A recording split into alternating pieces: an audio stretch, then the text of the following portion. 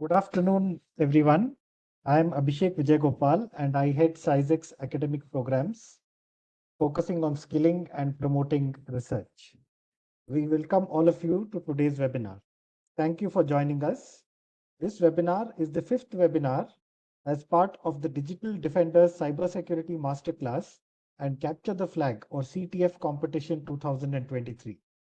The Digital Defenders CTF 2023 is being organized by CySecK in association with Cisco Systems India Private Limited, Cisco CSR, and the Center for Network Intelligence, which is located at the Department of Electrical Communication Engineering, Indian Institute of Science, Bangalore.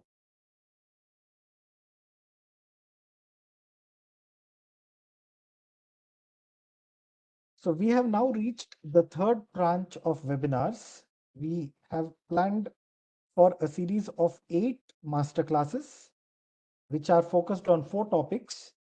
We have completed the webinars that were focused on network security on June 6th and 9th.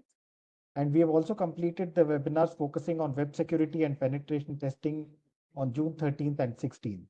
So we are now into the third tranche of masterclasses, which will focus on forensics.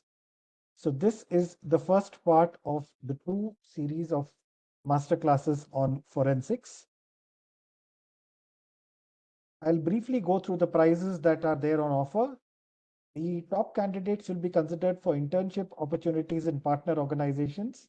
However, shortlisting for an internship would involve meeting certain additional prerequisites by the candidate, which are solely at the discretion of the partner organization. In addition to this, we have 25 exciting prizes, 3 first prizes that are valued at 40,000 rupees, 5 second prizes that are valued at 25,000 rupees, and 7 third prizes which are valued at 15,000 rupees. The first 2 prizes carry a cash component, a Raspberry Pi, and a voucher for Hack the Box.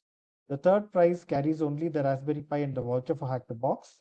And we also have 10 exciting participation prizes. So these participation prizes will comprise only of the Raspberry Pi.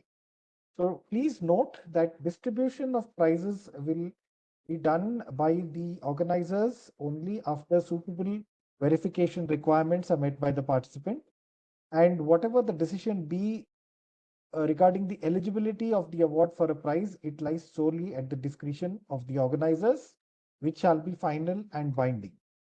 I have received a query from a few people on the Telegram group about whether it would be better to view this webinar on a laptop or on a mobile phone. Undoubtedly, you can access WebEx on your mobile phone and view the webinar there. However, it is highly recommended that you use a laptop because there will be sufficient number of hands-on examples either displayed statically or demonstrated by the instructor, and it would benefit all of you tremendously to practice all of those synchronously using your computers. So therefore, it is highly recommended that you use your laptop and not your mobile phone. We do recognize that not all participants might be able to catch the webinar live due to their academic commitments. In such a scenario, we will be hosting the recording of this webinar on CySecK's YouTube channel a couple of hours after the completion, within a couple of hours after the completion of the webinar.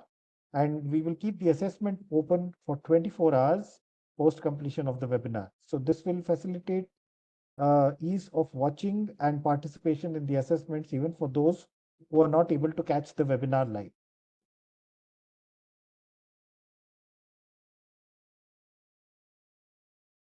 So we have now reached the 61st webinar of the Samgacchadhwam series. Last year, the government of Karnataka took an exciting step by providing cybersecurity as a specialization option for the diploma students. And we at CySecK helped to draft the syllabus for this course. Whilst we are sure it will be of assistance to students who have opted for the specialization, be it diploma, bachelor's, or master's, we are nevertheless confident that it will help even other students or working professionals who are interested in cybersecurity as well. Cybersecurity is not just a critical domain, but is also a complex topic. We will aim to provide an overview of each of these domains with opportunities for conducting hands-on activities and with some pre or post read as might be required to help you to go into further depth. We hope that this will kindle your interest to explore further. So the topic of today's webinar is Forensics Part 1. And believe me, this webinar and its counterpart, which is going to happen on Friday, both of these webinars are fully loaded. These are not webinars that you want to miss if you want to have an edge over your competitors in the actual CTF, which is going to take place between the 6th and the 9th of July. So let me now go over the different topics that are expected to be covered by our speaker, Mr. Abhiram Kumar, in this webinar. So in the first part of the webinar, there will be an introduction of the concept of digital forensics and incident response, commonly known as DFIR, discussing its definition and providing an overview of its importance and applications. So we will highlight the core skills required for a successful DFIR analyst. Furthermore, we will explore different fields and specializations within DFIR, which could include digital forensics, network forensics, malware analysis, incident response, memory forensics, mobile device forensics, forensic data analysis, and cloud forensics. You will gain insights into each specialization and understand their roles in investigating cyber incidents. In the second part of the webinar, we will focus on file structure, explaining the fundamental components of a file, including metadata, content, and the file header or the footer. You will then be taught about magic numbers, which are signatures used to identify file types, and discover important file chunks such as headers, footers, and other identifiable sections. We will then delve into specific file formats such as the portable network graphic or the PNG, or the joint photographic experts group or the JPEG file, and PKZip. You'll gain an understanding of their structures, including headers, chunks, and data, as well as validation mechanisms like cyclic redundancy check or CRC that is used for data integrity. And in the third and final part of the webinar, you will be introduced to network forensics. So we will define network forensics and emphasize its importance in investigating security incidents. You will learn about the network forensic investigation process, including the steps involved in collecting and analyzing network traffic and logs to uncover incidents of cyber incidents. Apologies, to uncover evidence of cyber incidents. So by the end of this webinar, which is the first of two, you'll have a solid understanding on the fundamentals of DFIR, various fields of specialization within DFIR, file structure concepts, and the basics of network forensics. So this knowledge will lay a very strong foundation for your journey in the world of DFIR and for your future prospects in this CTF competition. So we are planning to conduct the next webinar, which is Forensics Part 2, which would be done by Mr. Nitin Chentur P from Team BIOS. And we have already announced the schedule for this and opened registrations for the same on the CySecK website. So we will request all of you to please watch CySecK website for more updates in this regard. Those who have already registered for the CTF through the CySecK website on or before 5th of June would only need to click the link and provide the password, joining password, attendee password, which would be present on the webinar homepage on the CySecK website, and join the webinar directly. You can access the previous webinars and the recordings of the previous webinars on the CySecK website as well as on our YouTube channel. I request all of you to please subscribe to our YouTube channel. It will help you to get to know when a new recording is out, and it will also help us to get better traction and visibility. I'll pause for a moment here and display to all of you the social media handles of CySecK. On Twitter and Instagram, our handle is @CySecKCoE. On YouTube and LinkedIn, it's @CySecK. And on Facebook, it's CySecKCar.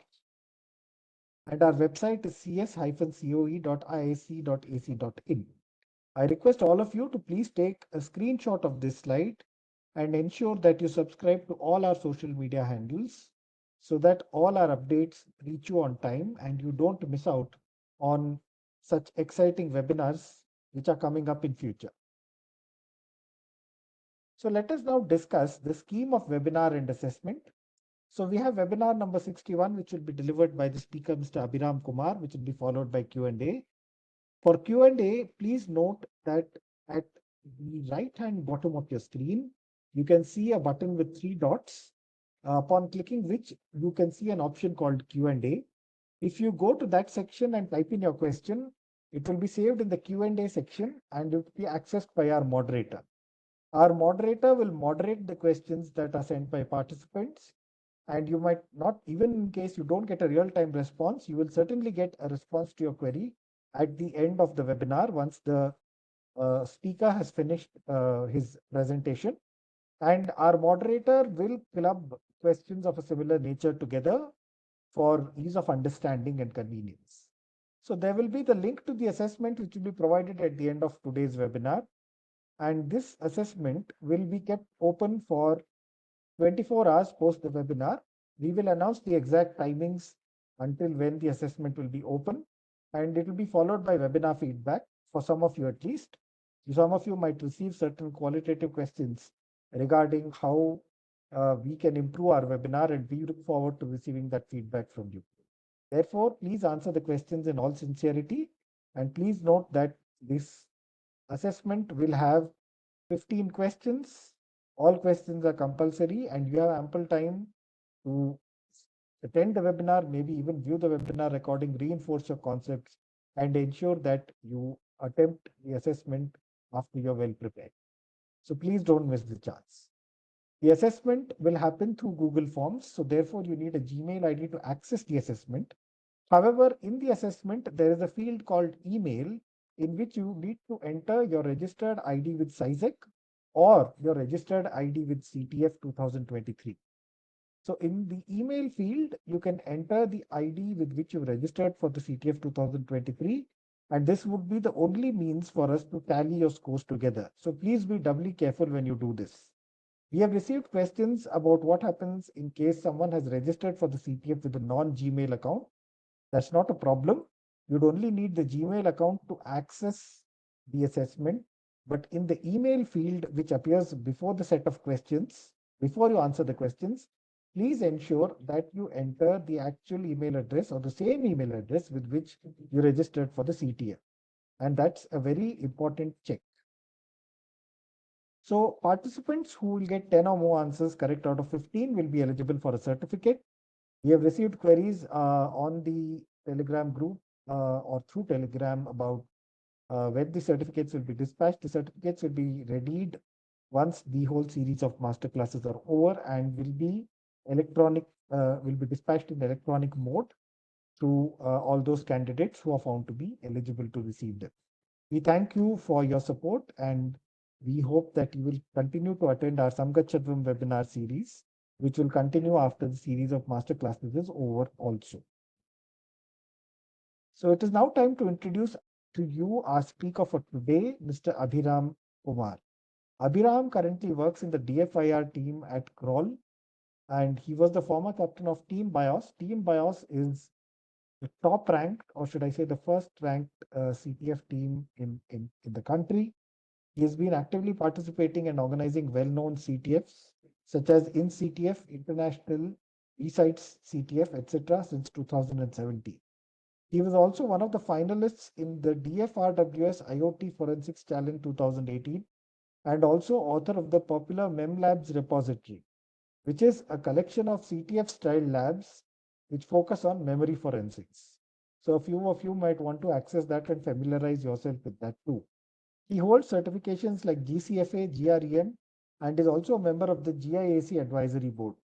Abhiram also maintains a blog where he publishes the write-ups of various CTF challenges and interesting DFIR artifacts. Abhiram is right now joining us from Sriharikota in Andhra Pradesh.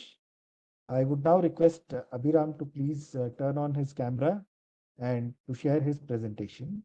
I will stop sharing mine.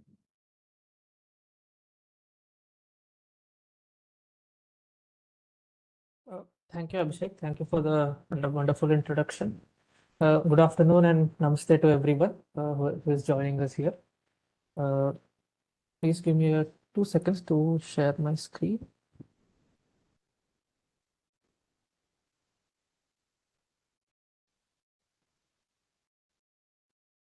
Abhishek, can you just confirm if you're able to view my screen, view the presentation? Yeah, I can see the introduction slide.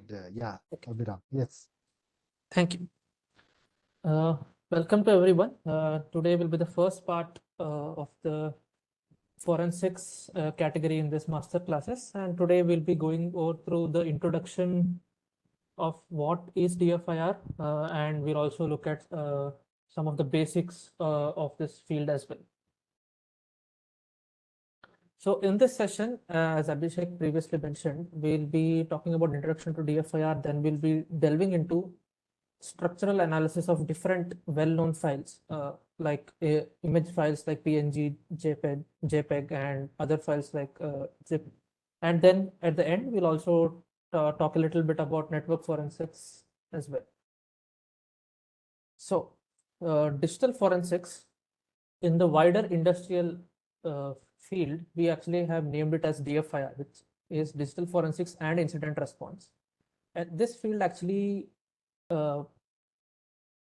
delves into identifying and investigating security incidents like data breaches, malware attacks, ransomware attacks, which you might see in news, movies, anywhere, which is kind of very popular nowadays. And we investigate computer systems and networks and other digital devices like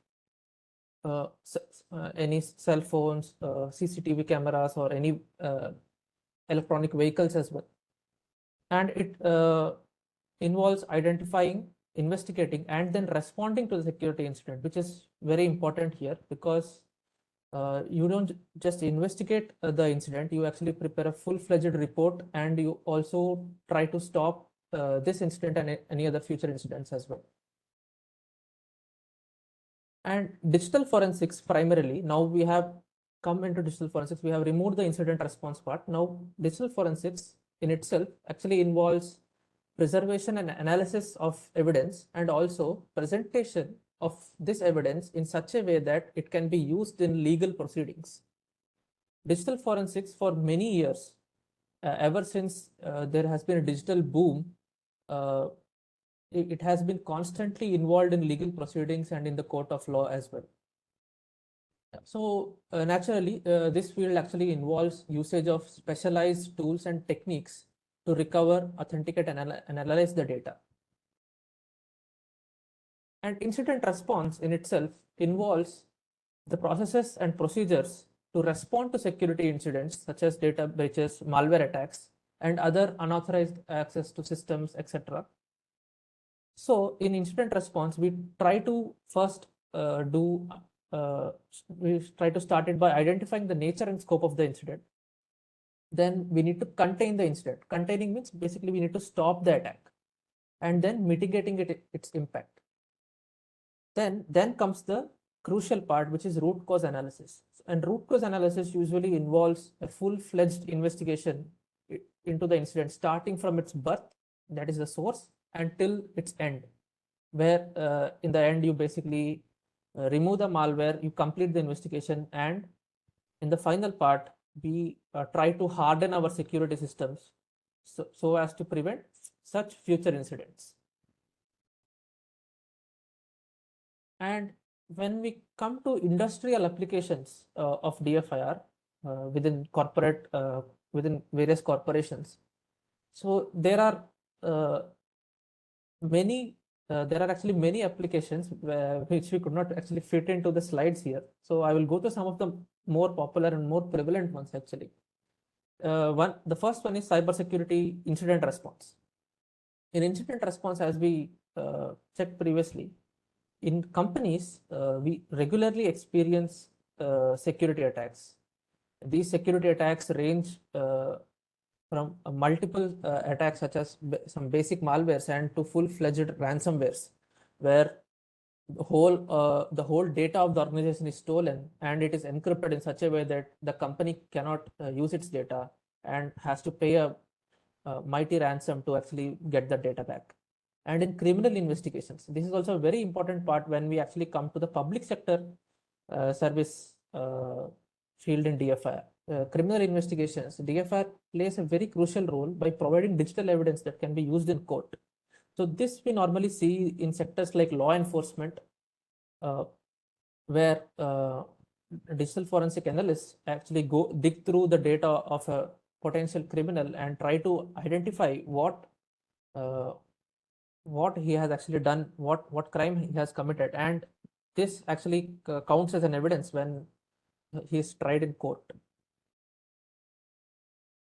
And corporate data breaches. So corporate data breaches, it kind of comes under the previous one, which is cybersecurity incident response, but data breaches are getting more and more common these days, where data of the public is basically stolen, and then companies are actually threatened with making this data public, etc. So DFIR, especially when we come to network forensics, we will actually realize how network forensics actually plays a crucial role in investigating data breaches. Then threat hunting. So until now, the other three that we were talking about are actually post-incident forensics. Threat hunting is a more proactive approach. So you try to search for malware within your system before it has infected your system itself. So threat hunting involves intelligence development, developing indicators of compromise, and intelligence development is basically used to identify a particular type of malware, etc. Now we kind of come to what are the core skills of a DFIR analyst. So we first of all, I want to start with, we cannot truly give a cut short skills list, because it totally depends on the role and also the field in forensics which you are going to work upon. But in the next few slides, we have covered all the general aspects so that you can actually get started with delving into DFIR and potentially even landing a job in the future as well. So in one core component in DFIR is the tools. These tools have been developed by the DFIR community, both open source and commercial, and these tools actually implement some of the well-known methodologies in which an incident is supposed to be investigated. Because in forensics, there has to be a procedure for almost everything. And this procedure matters very much because this procedure is also a part of the evidence which is actually presented in courts. So familiarity with some of the wide range popular tools in digital forensics can be a great asset to have. And then comes the part of malware analysis. Malware analysis, though it is sort of a separate field in itself, malware analysis kind of overlaps with a wide part of DFIR itself, because in DFIR, you are not only dealing with the activity surrounding the malware attack, you are dealing with the malware itself. And here, digging into the malware, basically reverse engineering the malware, which is a very niche field in itself. Reverse engineering actually involves static and dynamic analysis techniques and understanding the behavior of the malware, and also the artifacts that are left behind the malware, which the DFIR analyst then investigates. And as far as core technical proficiency is concerned, from an engineering standpoint or from technical standpoint, you need to have a good understanding of operating systems, especially Linux and Windows.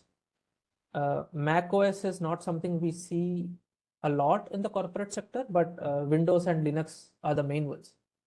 And then computer networks, understanding the network stack, the OSI model or the TCP/IP model, understanding how systems communicate, how applications communicate over the internet, understanding different protocols, etc., actually helps a lot in this. Topics like subnets, IP addresses, how they are assigned, etc. Then comes the part of computer programming. In DFIR, most of the tools are either written in Python or some of them are written in C and C++. So these two programming languages are definitely a must-have for anyone who is looking to play the long game in DFIR, because programming always helps no matter in which field of computer science you are. So definitely I would recommend anyone to go into to learn actually Python and C and C++. And as we discussed in the previous slide, the last part is the familiarity with popular DFIR tools and methodologies. So now we delve into digital forensics, and we'll also talk about the different branches inside digital forensics.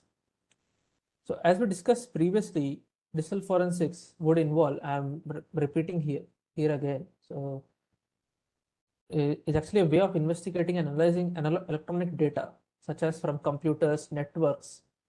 And when we say electronic data, the source can be anything. It is not one device, nothing like, not like just a computer, but it also involves Android devices, even vehicles. Now we are seeing vehicles use GPS trackers, vehicles running applications, especially electronic vehicles which are fitted with a large part of electronic components. And then large enterprise networks.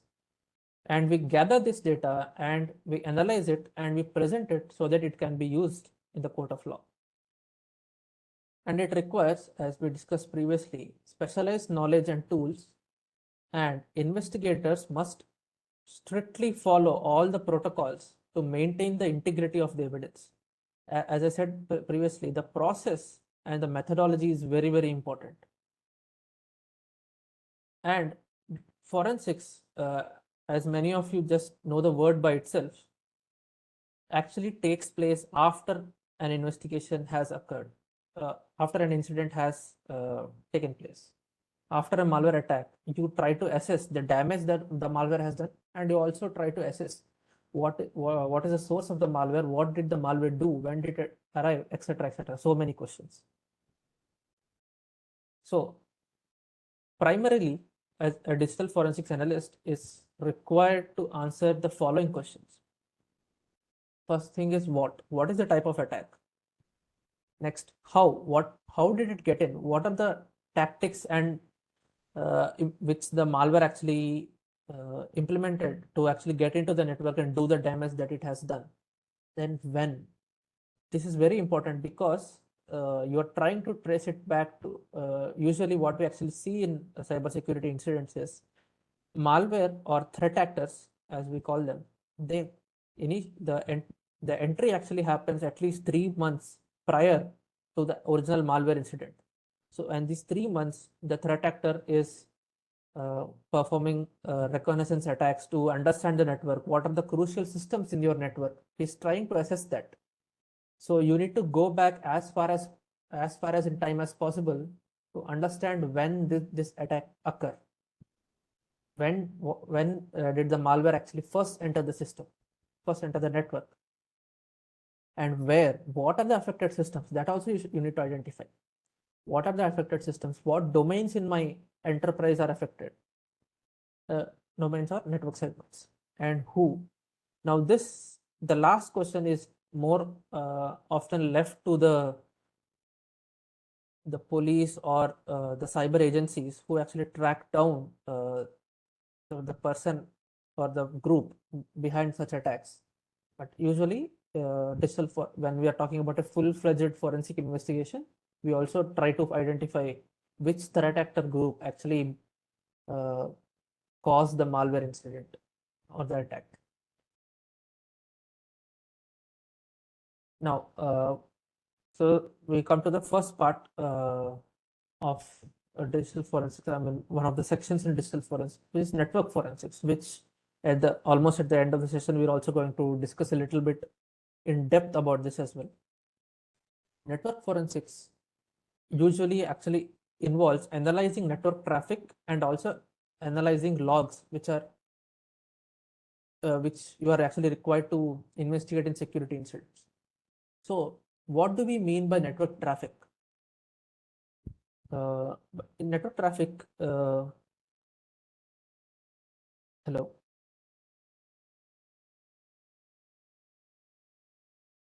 Yeah, please carry on. Yeah. Okay, I think, okay. So in network forensics, we actually talk about network packets. This is the terminology that is actually used here. So when we talk about a packet actually is a piece of data when we are talking in the language of network forensics. And then we also talk about network configurations and logs. So as a network forensic expert, you try to understand the logs, you try to dig through the logs and try to reconstruct the series of events and identify the extent of a breach. So you try to figure out what IP addresses have been accessed, what are the different resources that have been accessed in the system, etc. In organizations, this actually helps to gain a great insight into malicious activities. To try to, as we said in one of the previous slides, you actually try to assess what compromised systems you have. So network forensics plays a great role in actually detecting compromised systems and also enhancing network security. The next part is malware analysis. In malware analysis, we actually dig through a complete malware. So we try to reverse engineer the malware. We try to run the malware in a sandboxed environment to actually study the behavior of the malware. What does it access? What files is it trying to delete? What is it trying to steal from the system? What is it trying to do? A complete study, a complete reverse engineering study of the malware is called malware analysis. And this involves two types of analysis, which is static and dynamic analysis. And this practice actually gives us a great insight into what went into the development of malware and what we can do to actually stop this malware from doing the malicious activity that it is actually trying to do in the future. So by examining these malware samples, we actually try to find out what that malware can do, where does it come from, and find ways to detect and stop it. And as I said previously, the analyst or the person who is actually doing the malware analysis must have a great understanding in reverse engineering, malware techniques, tactics, and procedures. We call them TTPs in the industry, and a little bit of internals of operating systems. I would really prefer Windows internals.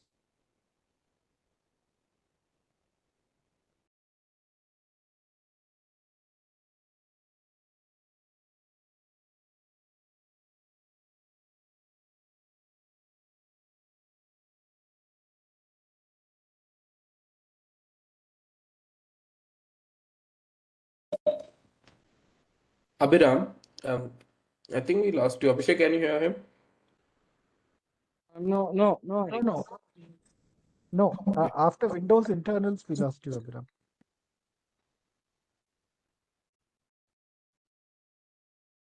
I request everyone to please bear with us when our speaker reconnects. Thank you.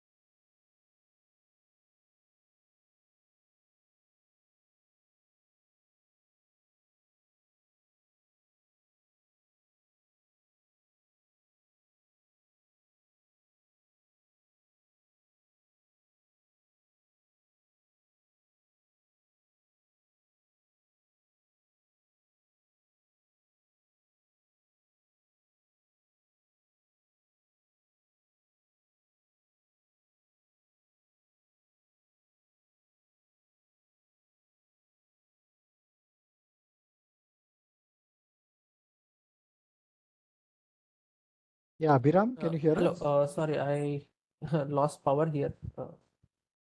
Oh, I'm sorry. Yeah. me just get back to the previous. I think maybe till malware analysis, was it fine or? You were mentioning something about Windows, and then it got cut off. I think, Hari, can you? I think malware analysis was the part where I think it got cut off probably, because I think here I was mentioning about operating system internals. I'll start from here. It's okay. So in malware analysis, the malware, the reverse engineer or the DFR analyst is actually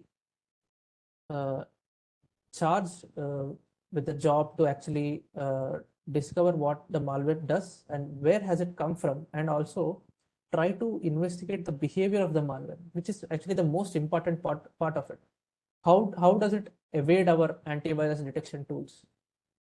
How does it actually get into the system? What data does it try to collect from the system, or what additional malware does it also bring to the system? Because in industry we often find certain malwares designed as droppers or downloaders, and they actually bring more malware with them once they actually get into the system and execute. And so now this is a very complex field in DFIR itself, as you can understand. And this field actually requires you to have a very good knowledge in reverse engineering, malware techniques, tactics, and procedures. We call them TTPs in DFIR, and also operating system internals, bit into API calls, etc. And then we come to incident response. Till now we are talking about digital forensics and incident response. Now we're trying to segregate the two, separate the two, and we're trying to talk about incident response itself. Though when I'm going to different fields in DFIR, please note that all of these fields overlap very heavily with each other when we come to the corporate sector. This is more of a theoretical segregation of the fields, but the segregation is not really present in the job space or the corporate space. So in incident response, it is a very crucial part in corporate cybersecurity, and it actually focuses on detecting, responding, and recovering, which is also one of the crucial steps from insecurity incidents. And the goal is to minimize their impact, or ideally stop the impact itself. And in incident response, the pace is actually very fast. So you need to act quick. You need to act quick. You need to assess what is the extent of the breach. You need to identify what the malware or the threat actor is doing, and then you also need to stop it, and also at the end harden the security structure of your organization. And then we come to another classification in forensics, which is memory forensics. So in memory forensics, we actually talk about the RAM, which is random access memory component in a computer. So every device that you use, be it a mobile phone or laptop or even a personal computer, all of these systems actually have a shorter memory, which is called RAM. So RAM is utilized with the operating system, and also all the running processes in the system have their memory stored in the RAM. So I think most of you actually know what RAM is, RAM, ROM, etc. So a computer, when it is running, stores its runtime data, or temporarily actually stores all its information in the RAM. So when we are actually assessing malware attacks, it is very important, because we know that the malware is running or just stopped running. So we can collect a lot of important data from the RAM. Sometimes we come across malware which employ encryption and try to encrypt the files in the system. So, and memory forensics can be a great way to actually understand the encryption of the malware, try to actually steal the key with which it is actually encrypting, etc. And we can actually, since RAM actually stores runtime data of a application, we can discover important clues, especially related to network activities of a malware, which you cannot find it again unless you actually run the malware again. So we do actually look for signs of suspicious activities, running programs, network connections to other computers, etc., which are not normally observed. And this actually helps us to get a better understanding of cyber attacks. And in the end, the goal is always to improve our defenses to protect our computers and data from harm. Then we come to another classification, which is mobile device forensics. So till now, we are actually looking at computer forensics in general. We are talking about different parts of a computer segment, be it computer network segment, or we are talking about different a specific part in the computer, which is RAM, etc. But I think since maybe 2010 or 2011, we have seen a huge growth in the smartphone industry. And naturally, we are expected to find a lot of malicious activity in mobile phones as well, especially when it comes to fields like law enforcement, where crucial evidence such as GPS locations, chat messages, etc., can be actually extracted using mobile forensics. So this mobile forensics in general, I would mean smartphones, tablets, etc., any handheld portable devices, and which are actually a little bit different from the computer architecture. And as in general forensics, the idea here also is to use this data in legal proceedings, to file a report, etc. So we actually analyze many things. So here some of the examples actually include the call logs, the text messages. Text messages would mean SMS here, but when we talk about app data, we are talking about different chat apps like WhatsApp, Telegram, Discord, which is also another communication app as well, and also the browsing history. So we try to extract data from all these different sources and try to correlate it and build a timeline of events. So, and this timeline of events actually helps us to actually develop an idea of what the criminal in this case actually did in this device. So this can give us a great understanding of the crime, how it happened, etc. And it can actually shed many important pieces of evidence which can aid in legal proceedings. Then comes forensic data analysis. So data analysis is a very big component in digital investigations, because previously we were only talking about different types of fields of forensics, but in all of these we are trying to analyze the data.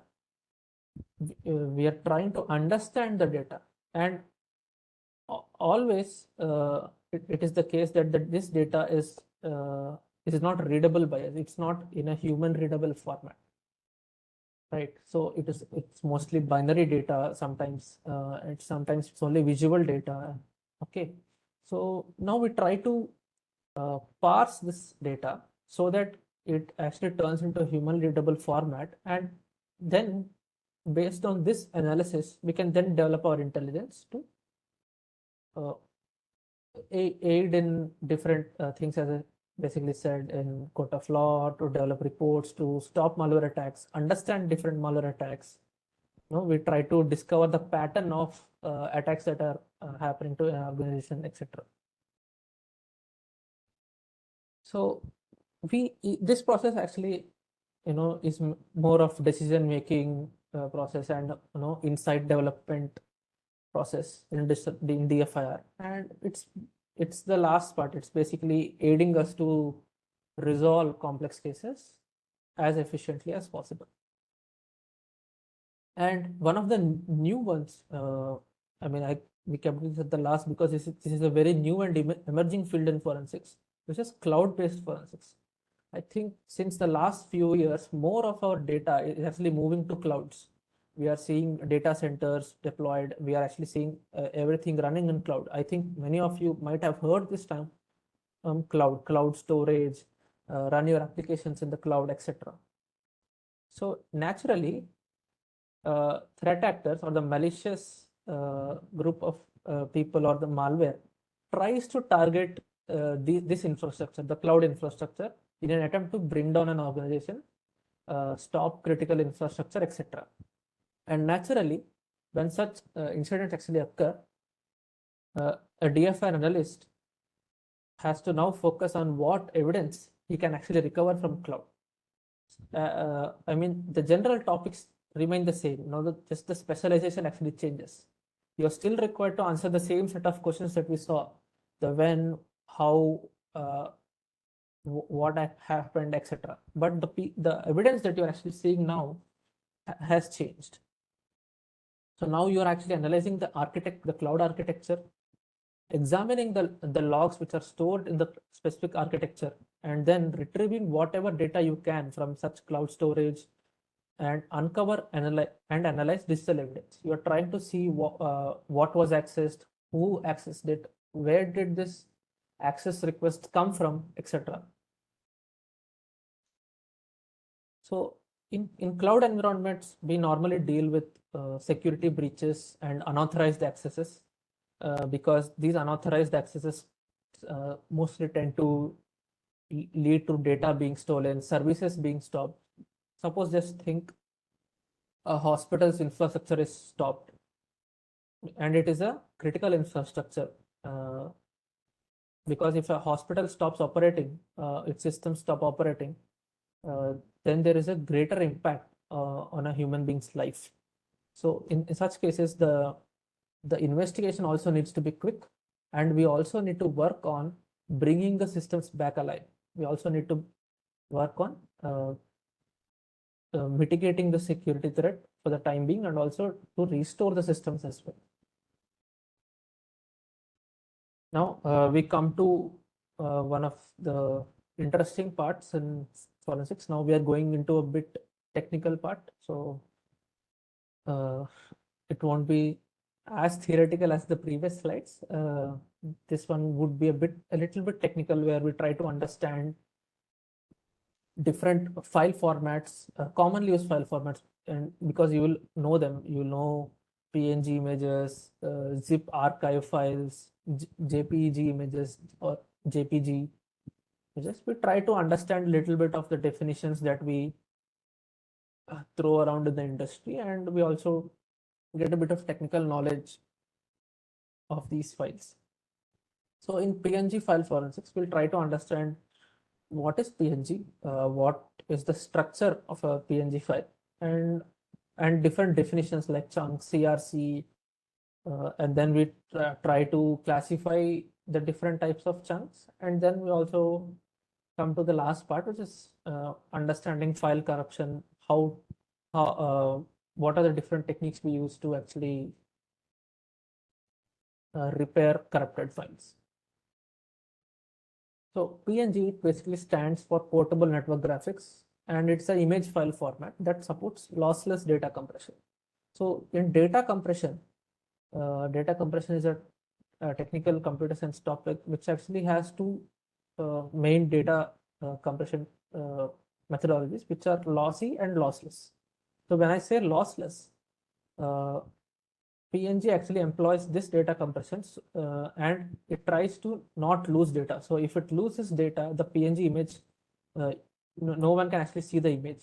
So it tries to employ data compression where no part of data is lost, because usually in compression techniques, we try to let go a little bit of data so as to aid with our file storage requirements. But PNG does not support that.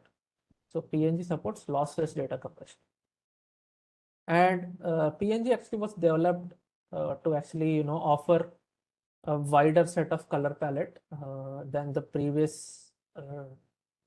I think probably it was BMP, it was bitmap images. It was a smaller set of colors that you could actually put in the image, but in PNG you have a larger color palette. That's why most of the wallpaper photos or the photos that you sometimes take in your phones, etc., are actually PNG.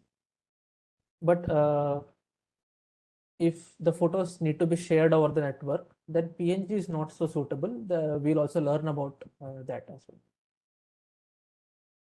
And yeah, so the wide usage of PNG is actually, the main purpose is to display and store the content in high quality images. So when you are concerned about this a certain image, that it should not lose its data or it should not lose the quality, etc., then PNG is the format you need to go for. So in every file, we actually have a header, then the content follows, and then we have a end of the file marker. So headers are how basically an operating system or an application actually recognizes how to process this file. So how does an operating system differentiate between a video file and an image file? How does it differentiate between an executable, let's say, for example, a game that you are trying to run or some application that you are trying to execute, and an image file? So how does it do that? So basically it depends upon the structure of the file. So in this structure, the crucial part is the header. And the headers most often are also called as magic numbers. Why do we call them magic numbers? Because with this magic number, we can distinctly identify a file format. So with this, let's say a certain magic number, I can say, hey, okay, this is a PNG image. With a different magic number, I can say, okay, this is a JPEG image. And with a different magic number, I can say, okay, this is a executable file. And for its zip archive, etc., and so on and so forth. So as you can see on the screen, this is the hex representation.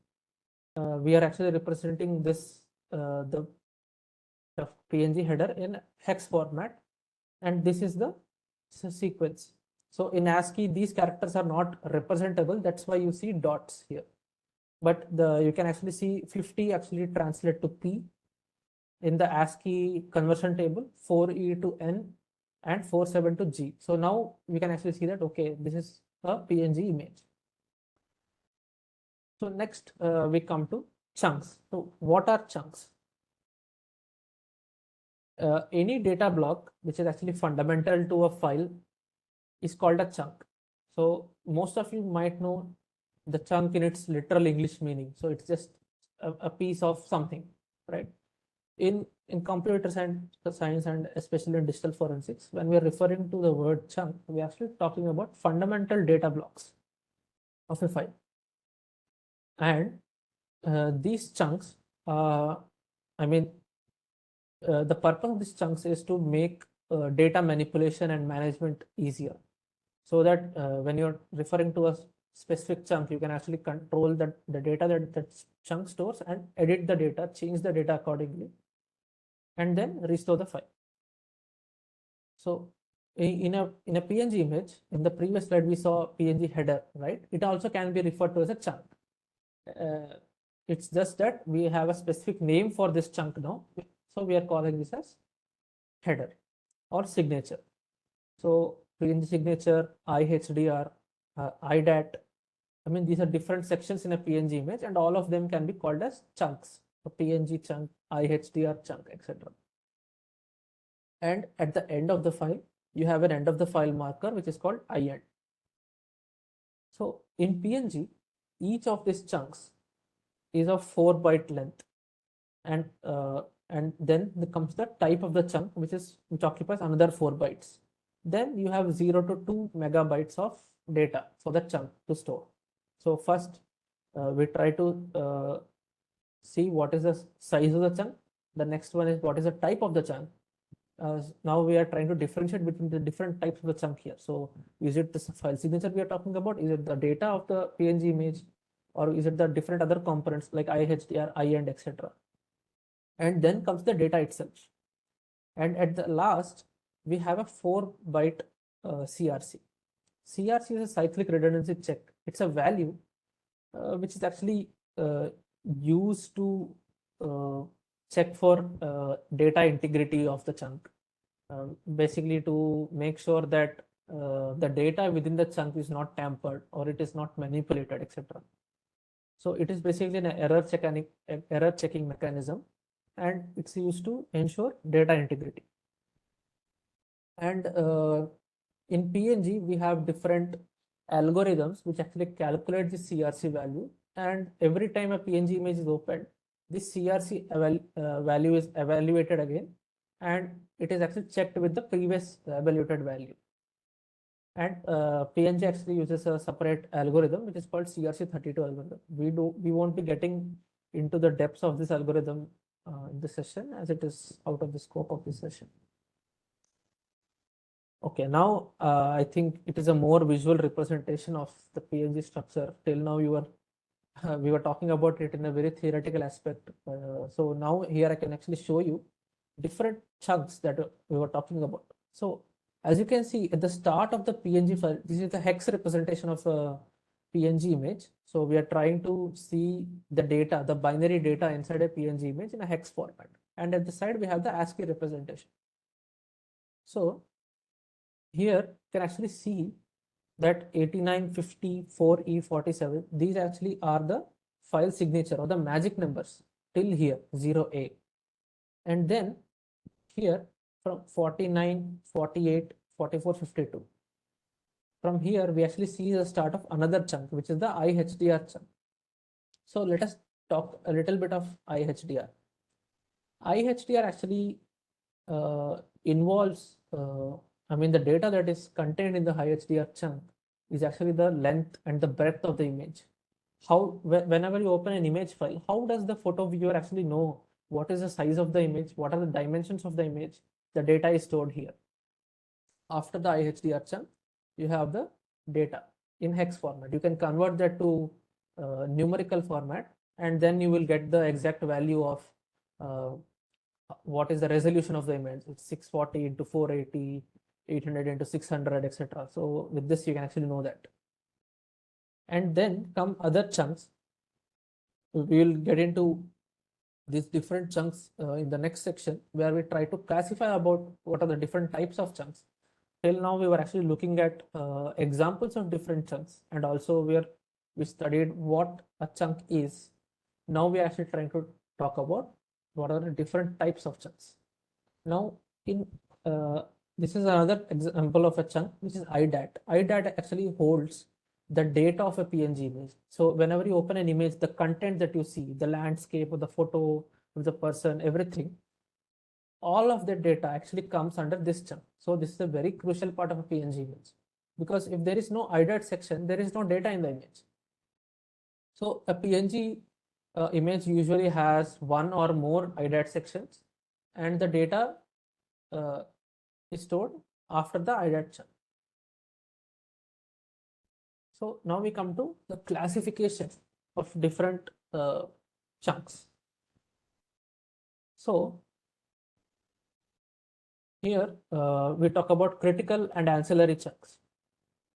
So critical chunks are essential components that must be present for proper rendering and interpretation of data.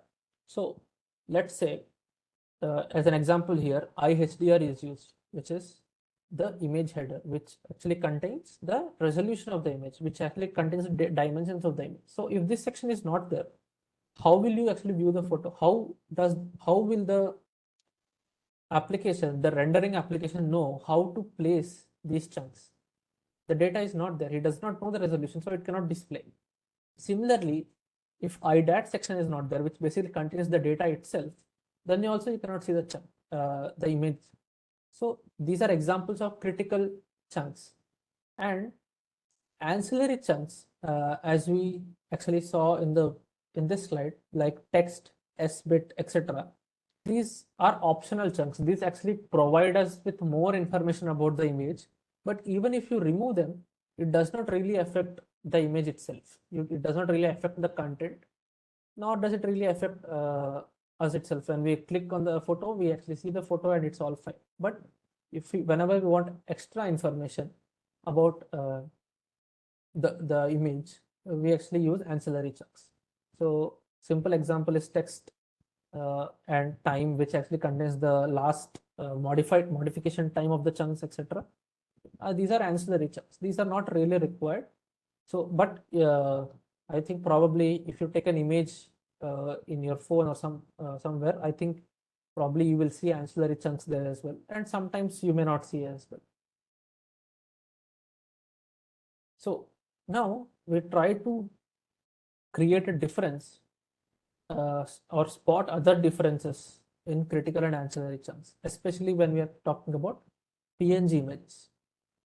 So as you can see in PNG image, the first part is always the file signature. The next part is always the image header, which actually contains the dimensions. Then comes the data. So there is always a very specific order on how these critical chunks actually need to come in, right? But for ancillary chunks, this order is not so specific.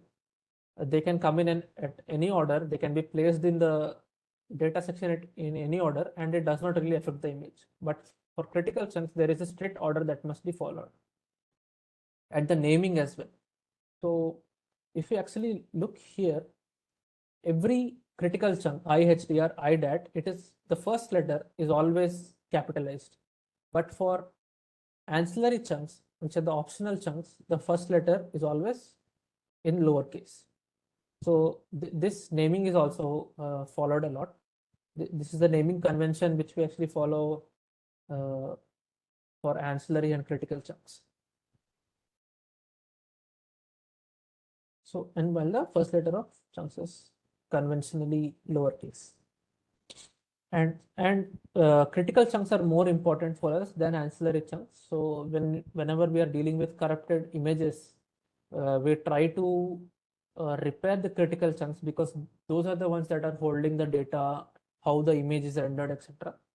Ancillary chunks are only going to provide us with optional information, which may or may not be of use all the time. So when we talk about file corruption, so as we were discussing previously, where should we actually look into when we are trying to repair broken PNG files, which is quite a lot.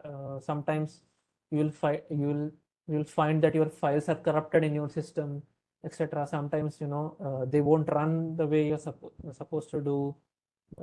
Sometimes that image won't open. You yourself captured that image, but when you try to view it on the system, you're unable to view it. Something has happened to the system, because sometimes data integrity goes away, right? Because it is all in electronic format, sometimes the data is lost. So now when you're trying to repair files, especially PNG images, what should you be looking into? The PNG header, the length of the chunk, which actually gives you a good indication of how long that chunk is, including the data. What is the name of the chunk? So that by that you will know whether this is a critical chunk or whether it is an ancillary chunk. If it's a critical chunk, you try to reconstruct it or repair it. Chunk size, the CRC value, etc. Next, JPG files or JPEG files. Now we will try to understand this format with the aid of PNG. Now we have learned a lot about PNG. So we can use the information that we have gathered from studying PNG files and then use it to study JPEG here. So major differences, the compression. PNG, as I said previously, uses lossless image format, image compression technique. So it for this, it always try to preserve the data in the highest quality possible, right?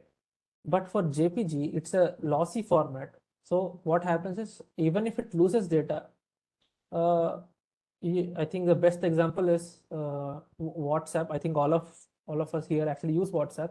So whenever you try to upload a file to WhatsApp, or if a file has been shared around a few times, you actually see the quality of the photo go down a lot.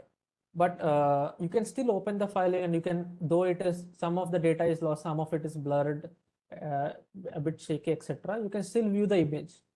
That is where that is a great example of JPG format. And PNG is not an ideal case in this, because PNG, it is very strict about its data integrity, and it would not let go the quality of the image. So file size. So that is where JPG comes friendly. So I think many of us might have downloaded PNG files or JPG files from the internet, and when we take it for the same image, we always see that PNG tends to be the larger file, or file which actually occupies more file storage than JPG images. That is why JPG images are quite friendly when we are talking about transmission to the network or something like that. And in JPG, there is no CRC check. We don't have a cyclic redundancy check in JPG as we did in PNG. So now we try to look into some aspects of the JPG file structure. The first one is the start of image, which all of this we will actually see a visual representation in the next slides as well. So then you can actually try to map out where these sections are stored, etc. The first one is start of image, which actually marks the beginning of the JPG file. Now this is analogous to what we actually saw in the PNG image, which is file signature, which actually tells us that, okay, this is a JPG image, this is a PNG image, etc. Then we have application specific markers, or called app. So these segments actually store application specific data such as metadata or thumbnail images, etc. So in this, you'll actually find, when we say metadata, we'll find details like different details like where was this image captured, what was the device, sometimes even the GPS location of where an image was captured. And since JPG uses lossy compression, so naturally you're trying to expect, or actually data will be lost upon network transmission or through any other medium. So for this, we have quantization tables, which actually define the quantization values which are used and during compression. And these are a bit more technical now, so we won't really go into depth about these tables here, because these actually spring open a whole new topic again. Huffman tables, Huffman encoding is a different algorithm, or basically an encoding technique, which is used for compressing data. And this compression is actually tracked, the indexes are tracked, etc., using Huffman tables. And now, since the image is compressed, we have a start of scan marker, which tells us where the compressed image data actually begins, right? And then at the end of the file, we have an end of image marker, which marks the end of the file. So this is the overall structure of JPG image. So here in visualization, we can actually see. So FFD8, this is the start of the image. So this is how we know that, okay, this can be a JPG image. And here we actually have this signature FFE0, 0010, JFIF, etc. So this actually tells us, this also tells us this is a JPG image. So this is the length, the identifier, what is the version of this JPG image, etc. Then we have different quantization tables, and we have a start of frame, which we discussed previously, which contains these tables, the addresses of these tables, etc. And then we have the Huffman tables, which are used for encoding. Then these contains how the encoding has happened, etc. And then to read the encoding data, the compressed data, we have the start of scan section here from FFDA. You can see it here. start of scan data, this actually tells us that after this section, all you will find is just the image data, right? So this is, so when all of these are processed, this data is put into that processing, and now we actually see the full image. And after this data, there has to be something to tell us that there needs to be an end for this image, right? So at the end, we have a end of file marker. Now we come to another different file format. Now this is not an image format, this is an archive, which is zip file. So zip file is actually a compressed archive format that can be used to store collection of files in a single file. So why are archive folders or compressed archive folders developed? Basically to remove that dependency on file storage, file sizes, etc. Right? So you try to compress a file as much as possible, so it occupies the least amount of storage.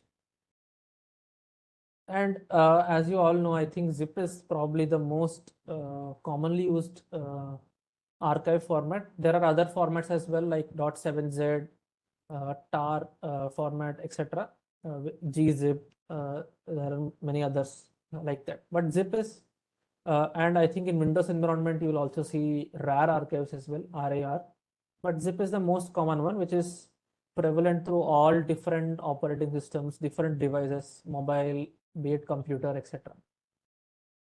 So a zip archive has 3 different types of magic numbers, which each of them actually indicate what that archive actually is. So 50 4B0304 will be a non-empty archive. That means in that zip file there are additional multiple files. It is not empty. And suppose we have an empty zip file, it is marked with 0506. And then we have a spanning archive, which we will not be discussing in this section because we won't really have the time to go into this. It will be followed with 54B0708. So as you can see, only the last 2 here actually are changing: 0304, 0506, 0708. Each of the change in each of these actually indicates a different type of archive. So we'll go into the structure of zip files. We'll try to go into as much depth as possible into the structure of zip files, so that you will have a good understanding of how a zip file is structured, and if you actually open it, how is it, we'll also look at the visualization component of it as well. So the first part of a zip file is actually the local file header.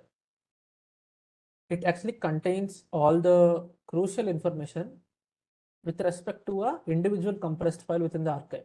So for every individual compressed file, we have a local file header. And in that local file header, we have the name of the file, what is the compression method that we have used, and also different attributes of the file. And then we have the central directory. So central directory comes into play when we have many files in the archive, and now we need a directory to track all these files, right? So now this directory is responsible for containing data about all the files in the archive. Okay, and at the end of central directory, which is again a separate section, it contains information about the files that are stored in the zip file, such as their names, sizes, the different compression methods. So this actually comes into play really when we have many files in a single zip file, multiple zip files within a zip file, right? I mean, the combinations are mostly endless here. So the EOCD record also contains a signature that allows the different zip files to be identified. So local file header. So as we saw in the I think the last but one slide, we actually saw the magic number of a zip file. So zip file, but the accurate naming of this is actually pkzip, because this is a different variant of zip, and this is the most used variant. So in a local file header, each file, when it is actually stored in a zip archive, it is actually preceded by a local file header. What does this local file header contain? It contains the compression method that was used.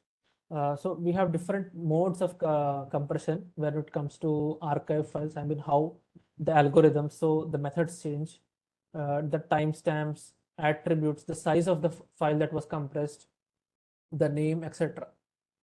And it also, the most important thing is it specifies the position of the corresponding compressed data within the archive. So local file header, it also contains the location of where this compressed data is stored, so that the application knows, okay, if I'm trying to extract a particular file within the zip file, this is where I need to go for this particular file, because the data is stored elsewhere, right?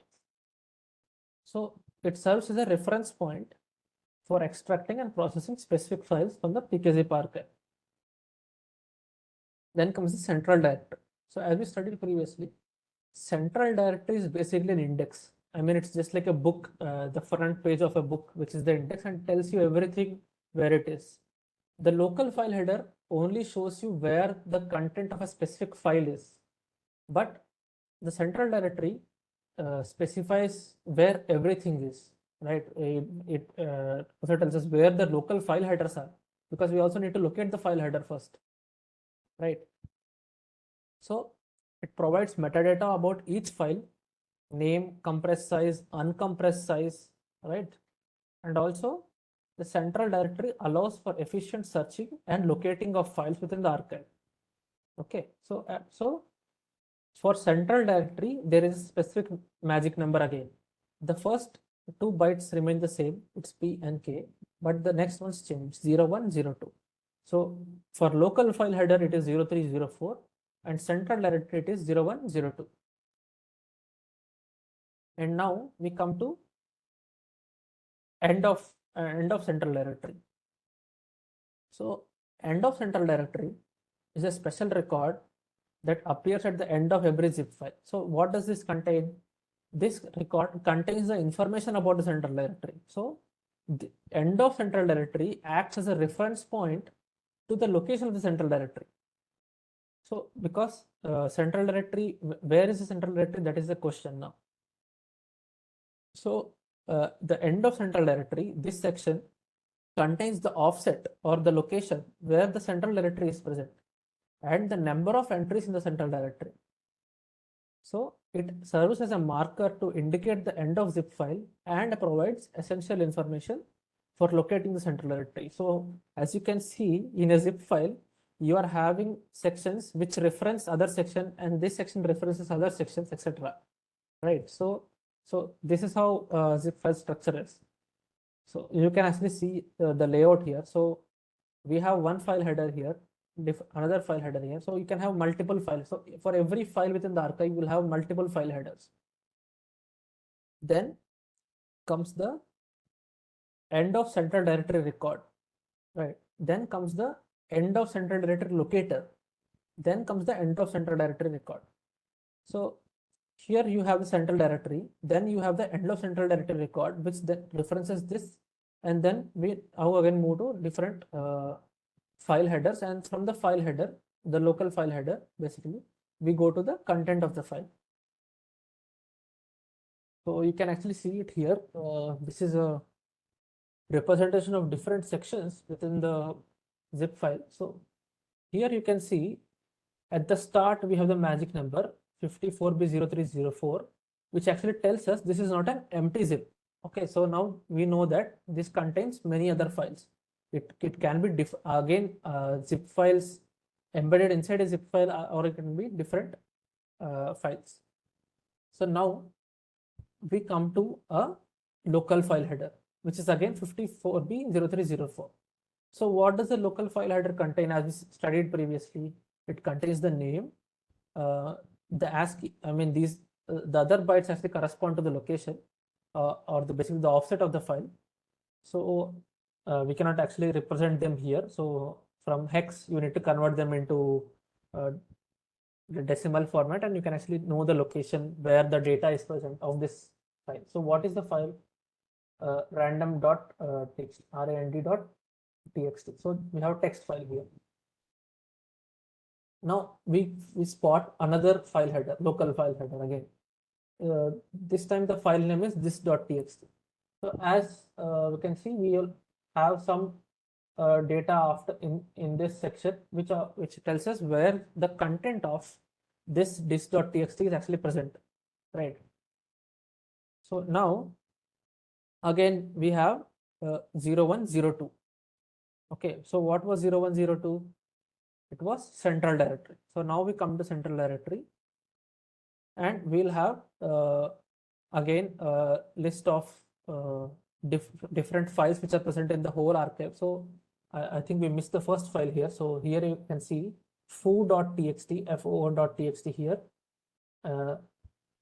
And then we come to rand.txt, then we come to this.txt. So there are 3 files.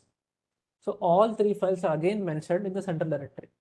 So what does the central directory start with? 0102. Now we can see again foo.txt, rand.txt again, and then this.txt again. And at the end of all this, we have the end of central directory record. So which is 54b0506. Now this actually contains the address of the central directory itself. So from when we go to central directory, now we know the location of the local file header. Then we go to the local file header, we will know the content of the file itself, where it is stored. So this is actually a tricky thing to understand at first, but I think maybe when you watch the recording, when it's published on YouTube, you will actually know, get a clearer picture of how things are in a zip file. It is tricky for the first time, but I think 1 or 2 times when you actually visualize zip files using different tools like ghex or any other hex editors, you will actually get a good understanding of how the data is processed and located in a zip file. So we were talking about encryption methods in zip files as well, because as you might know, you might have come across password protected zip files where the goal is to, so that the files stored inside it are only visible to authorized individuals or authorized entities. So then we implement encryption methods on the zip file and protect the sensitive data inside them. So you might not want everyone to see what is stored in the zip file. So you might just want to protect it with the password. So when you protect it with password, there are different encryption schemes that we actually use here, like AES encryption scheme. I think you'll come across these different encryption schemes. I mean, later on in the masterclass, in the crypto section, where you will, I think you will learn about some of the encryption schemes, and you'll try to understand how data is actually encrypted and decrypted. So these are popular encryption schemes: AES, password-based encryption, zip crypto algorithms. These are different algorithms. So now we kind of come to the last part of our session, which is network forensics. So yep, I think we should be done very soon. So we'll have ample time for questions as well. So if you have any questions regarding the topics, please feel free to raise them in the questions section, which Abhishek actually mentioned. So the moderator will actually pick that up, and when we go to the questions section, we can have a good discussion about it. So we already looked at a high level understanding of network forensics. I mean, we looked at the definition. So I really don't want to repeat this again, but this actually involves with capturing and analyzing network traffic. So important part is capturing as well. So you use certain software applications to actually, capture the network data, which is going to and coming from a system or a device, and then analyzing it, and then interpreting. Interpreting is one of the most important things, because you are trying to see what does that data relate to, or what does that network traffic that you are seeing correspond to in relation to a security incident that has happened, right? And with this, we try to investigate the source and nature of security incidents. Basically, We try to find out where a security attack is coming from, what is the IP address, which systems, which IP addresses in our network is it affecting, etc.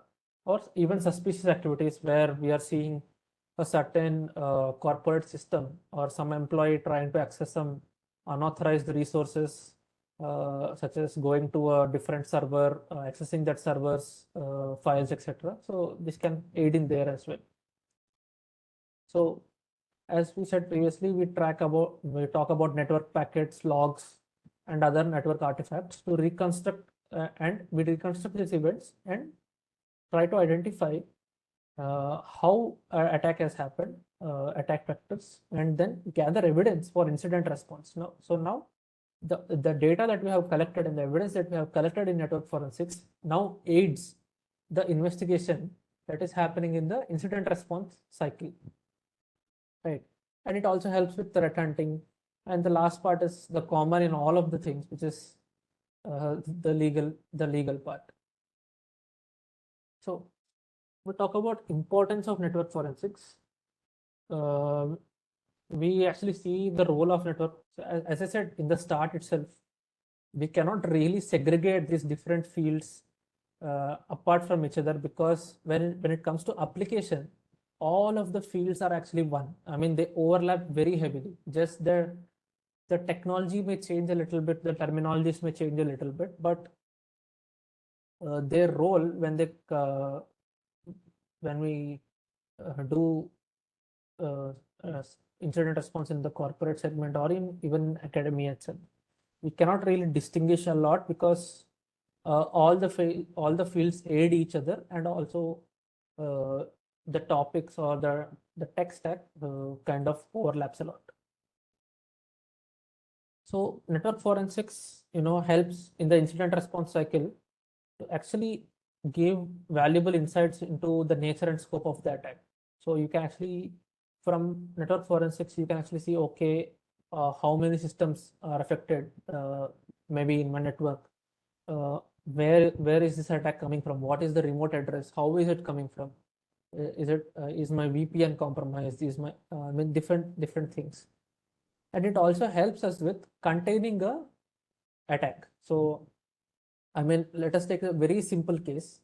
That an IP from another country is actually accessing your company's network, which is not supposed to, and it is accessing your computer network. So using network forensics, you can identify which IP that is, and let's say you block that IP on the firewall, right? So it has helped you. I mean, this is the most simplest case to contain an attack. You have not stopped it, you have just blocked that IP, right? You still have not done a full investigation of how that IP was able to access your system, etc. So it can help you with containing incidents.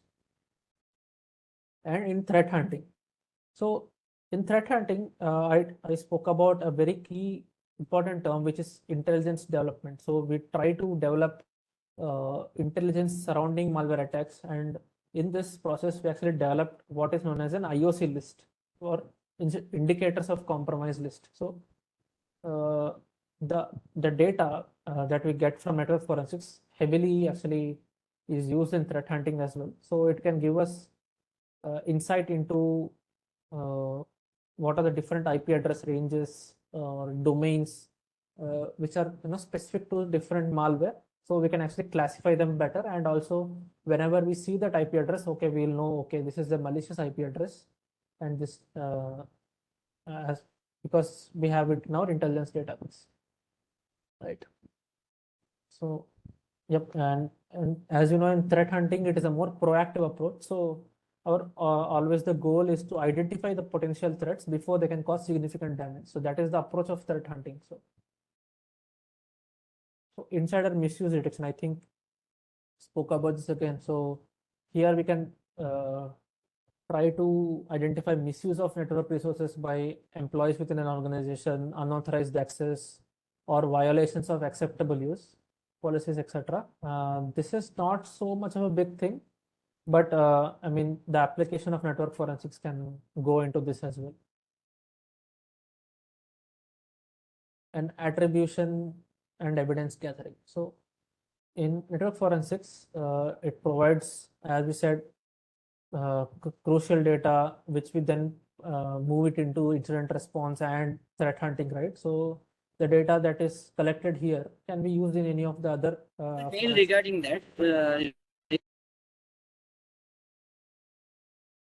Hello. Yeah, I'm sorry. There was some Okay. interruption. Sure. Please continue. Please continue. Yeah. So this section actually, helps us with. I mean, in this part of network forensics actually helps us with moving the data, using the data that we collected using network forensics into other fields of forensics, such as memory forensics or incident response or in cloud as well. So it is basically an aiding section. Basically, it helps us. So network forensics actually has a process in itself as well. I mean, this process that we are about to see is kind of, I think it can be generalized, except a few sections, but it can be generalized for the whole DFIR as well. So I would really advise all of you to read about incident response lifecycle. So you can take that as takeaway from this session, and you can try to read about incident response lifecycle, and it is one of the very important fundamentals when you are actually trying to enter this field, especially from a job perspective. So identification and planning. So in network forensics, the first thing that we are trying to do is we try to identify the scope and the objective of the investigation. So what are we trying to do? That should be clear first, right? And what sources or resources do we need to establish the data collection and analysis? So do we need any tools, or do we need any say custom scripts that we need to run to collect the data that we are trying to find? And then comes the part of data acquisition. So in data acquisition, what we're actually talking about is to capture the network, the real-time network traffic, and also other additional data that actually comes with it. So there are many tools which you might have heard of, maybe you have seen in some YouTube hacking videos. I think some of you might have seen hacking videos where they're trying to get the Wi-Fi password, etc. Right? So one of the tools is actually Wireshark, which actually basically is a packet sniffer. This is the specific term which we use in this field. So it basically tries to sniff or basically capture the network data and give it to is in a human readable format. So we'll know, okay, this is the data in this specific packet. This is the protocol. This is the source address. This is the destination IP address, etc. So we will have a full understanding of what a single packet of data corresponds to. And then data preservation. So this is again a general thing in digital forensics language, where you need to have you need to ensure that your data that you have collected is not again corrupted when you actually try to analyze it, right? So usually whenever we collect data, we try to make multiple copies of that data so that we prevent data tampering or data loss. And then comes the analysis part, where you use different tools for analysis. So here Wireshark is actually both it does both of the job. It actually collects the data as well, and also we can use Wireshark to analyze it as well. So and I think we have added another new thing, which is CAPI, which is actually which we will also learn about in the next part. And then reconstruction and reassembly. Sorry. In reconstruction, so you're trying to whenever you construct capture network logs, you're trying to assemble the data so that it actually makes sense. I mean, this is not so much of a big part now, because all of this process, I mean, the last from acquisition to analysis to reconstruction and reassembly, now all of this process is actually automated now, because Wireshark does all the job for you. So it tries to reconstruct all the data that has gone through a specific image, or which has come into a specific system, etc. So Wireshark is the best example for this because Wireshark actually also has the functionality to reconstruct and reassemble the data, and it also does this automatically. So you don't, it is not a specific feature that you need to execute. It does this automatically itself. Then comes the part which is actually event correlation and timeline creation. So in forensics, you're always trying to build a series of events, and you are trying to correlate the data that you collect from different sources. Let's say from using memory forensics, you collected some data. From using network forensics, you collected some data. And you're from these two different data, you're trying to match this data together and see how the event actually lines up. Okay, we actually call this whole process as timeline creation in forensics, or timelining. Right, so you need to establish a chronological order, sequence of events, etc. And then comes the part which is the last final part in anything. This is interpreting data and then reporting this data. So which is I mean pretty much the same thing which we have discussed in the other sections as well, or the previous sections. So Wireshark is actually we'll go into a little bit intro into Wireshark, and it's actually a protocol analyzer. It basically sniffs the network traffic in the system, captures that network traffic into and stores it in a file. And Wireshark has this visualization feature where you can see the content of the network traffic. You can see, I mean, everything which was communicated remotely from the system out to the system. So it's a really awesome tool, which I think all of you should actually try it once in your personal systems and actually see. So just go into a web browser and just type google.com or something, and you will see data popping up in the Wireshark interface, which will give you the IP address, which will give you the URL, etc. So before Wireshark actually came into existence, we used to have a tool called T-Shark. Now T-Shark was a command line based tool. So command line basically means all of you know that command prompt Windows CMD Windows, right? So there was no graphical interface for this tool, and it every time you needed to dissect something or you need to understand something, you needed to run a command, right? So in T-Shark, in Wireshark, everything is visual. So Wireshark is a far better tool now. But the underlying functionality of T-Shark and Wireshark is kind of the same, but Wireshark, is good when because it has a graphical user interface, etc. So yeah, whenever you're trying to write automated scripts or you're trying to develop tooling, etc., then a T-Shark is a very friendly application. So yeah, T-Shark actually basically enables you to capture and dissect network packets, apply different filters. I mean, these things are also there in Wireshark as well, but I think these were first introduced in T-Shark, and then when Wireshark came about, Wireshark also had these all functionalities. So all of this is directly done from the command line itself. So in T-Shark there is no GUI or graphical user interface. So, and the next thing that I think which is a very interesting topic to me is about actually a Python module called Scapy.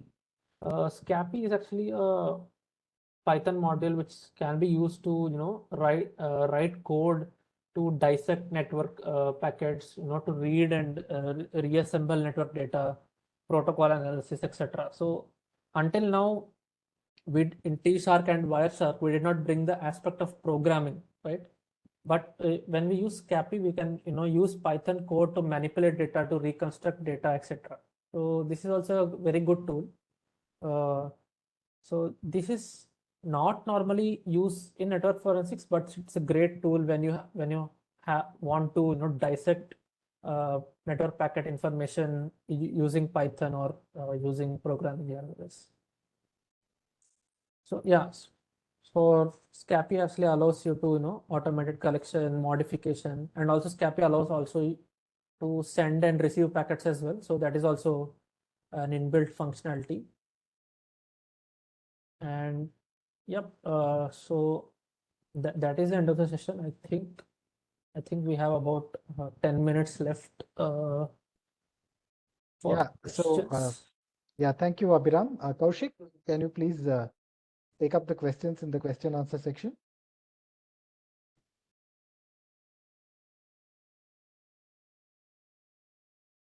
Yeah, our moderator Kaushik will put forth the questions from the question answer section. Yeah, thank you. Yeah, Abhiram, hi. There is one question regarding WhatsApp says that chat is end-to-end encrypted. So how can we get the app data? Okay, yeah. So in such scenarios, it is very difficult. I mean, because I think for specific applications like WhatsApp or applications which actually use end-to-end encryption, it is very difficult to get the app data when we are doing red box forensics, which is basically we are not using the mobile in the running mode. We collect all the data in the mobile, and we parse this data in another application. So in such conditions, we won't really get the messages. Okay. There's another question regarding the file corruption. Okay. Hello sir, I have a corrupted PDF file, but I have obtained the password from Wireshark. Could you please guide me on how to decrypt the file? Okay, so first you're saying you have a corrupted file. So basically you will need to analyze the file structure of PDF and make sure that the different file signature or the file headers in a PDF. So you can go to maybe Wikipedia or even our BIOS wiki. You can just type that in Google BIOS wiki or something. There you will have detailed analysis of how a PDF file is actually structured. So there you can actually know how to manipulate, change the corrupted parts in the file using the hex editor like ghex or hex editor, 010 editor, etc. So now we will have a proper PDF file.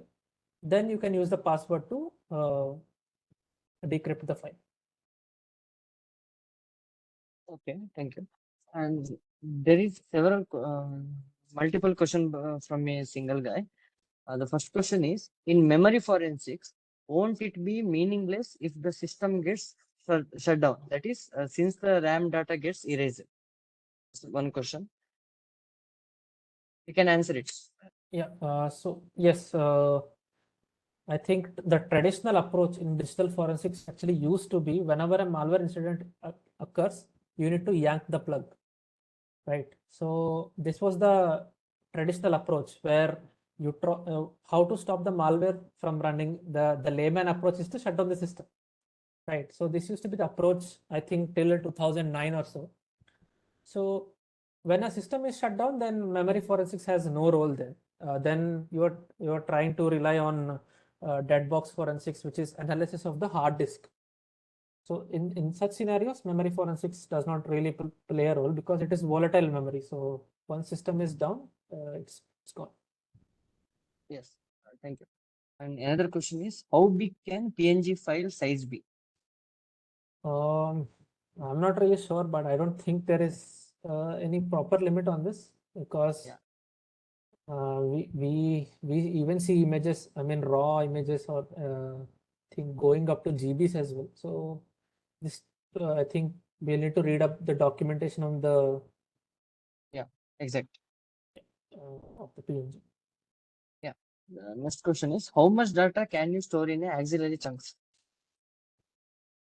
This actually depends upon the chunk itself because what is the type of I mean, if it is a text chunk, it has a certain file size which it can hold, etc. So this will totally depend upon the ancillary chunk itself. So for this, what you can do is you can read the PNG documentation where it actually specifies how the file structure is actually present and what is the limit of the file size, etc. So this question, for this question, I think the answer It depends is in on the the chunks. PNG documentation.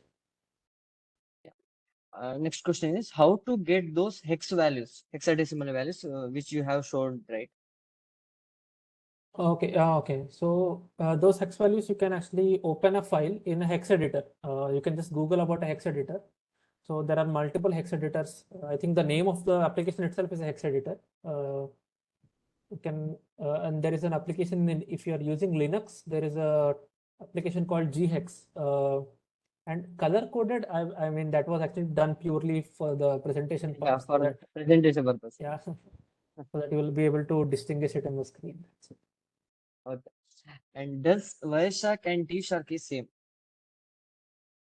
Yes. Wireshark and T-Shark, I think functionality wise they are same, but Wireshark actually brings in a little bit more functionality where, I mean, though we don't really use those functionality from a forensics perspective, there are features to run specific Lua scripts, etc., to understand and interpret data. You can add different protocols as well in the definitions so that Wireshark knows how to read this protocol, etc. So Wireshark is a way better tool to use than T-Shark.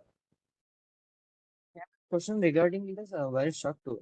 How can we capture all the traffic through a particular router coming from various devices using Wireshark? Okay, so how can you capture all the traffic through a particular router? Okay.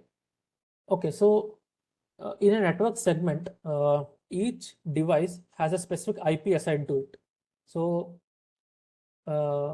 whenever you are actually talking about a router, so when you are sniffing the packets outside of a router, you will only get the router IP address, right?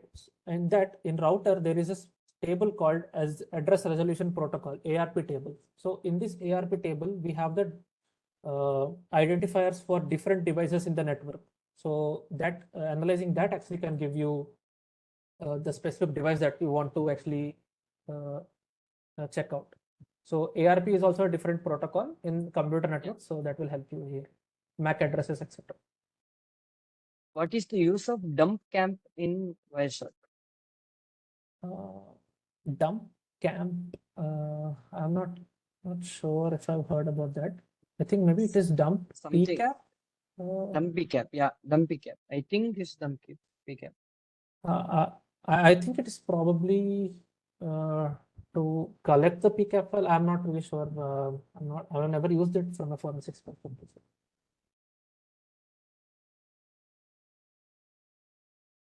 That's all. That's all. You completed all the questions. Thank you. Yeah.